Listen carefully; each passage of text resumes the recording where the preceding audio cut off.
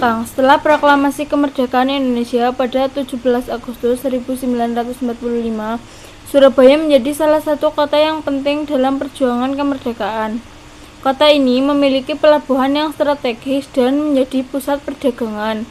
Namun, kehadiran tentara sekutu yang dipimpin oleh Inggris dan Belanda yang ingin mengambil kembali kendali atas Indonesia memicu ketegangan pertempuran 10 November 1945 di Surabaya dipicu oleh beberapa faktor antara lain.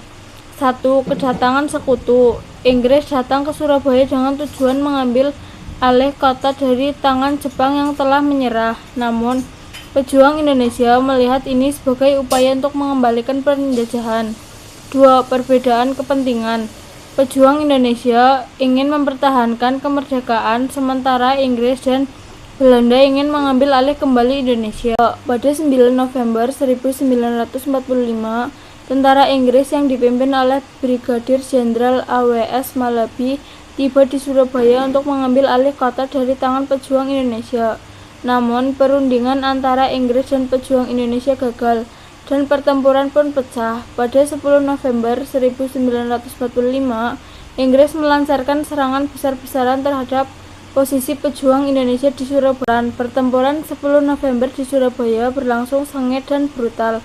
Pejuang Indonesia yang terdiri dari pemuda, mahasiswa, dan laksa rakyat melawan tentara Inggris dengan senjata seadanya. Meskipun kalah persenjataan, pejuang Indonesia tidak gentar dan terus melawan. Penting. Beberapa tokoh yang berperan penting dalam pertempuran ini antara lain: 1. Bung Tomo, seorang tokoh pemuda yang memimpin perjuangan di Surabaya dan menjadi simbol perlawanan rakyat Indonesia. 2. Brigadir Jenderal A.W.S. Malabi, pemimpin tentara Inggris yang tewas dalam pertempuran pada 30 Oktober 1945 yang memicu serangan besar-besaran oleh Inggris pada 10 November.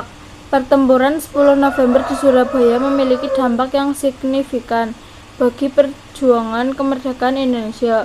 Peristiwa ini menunjukkan kepada dunia bahwa bangsa Indonesia bersedia berjuang mati-matian untuk kemerdekaannya.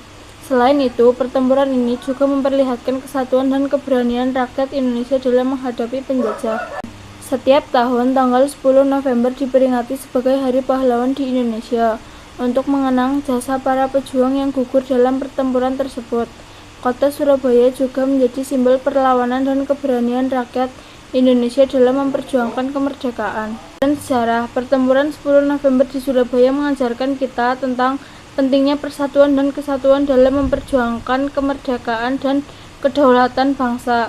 Peristiwa ini juga menunjukkan bahwa perjuangan bangsa Indonesia tidak hanya melawan penjajah, tetapi juga memperjuangkan nilai-nilai kemanusiaan dan keadilan.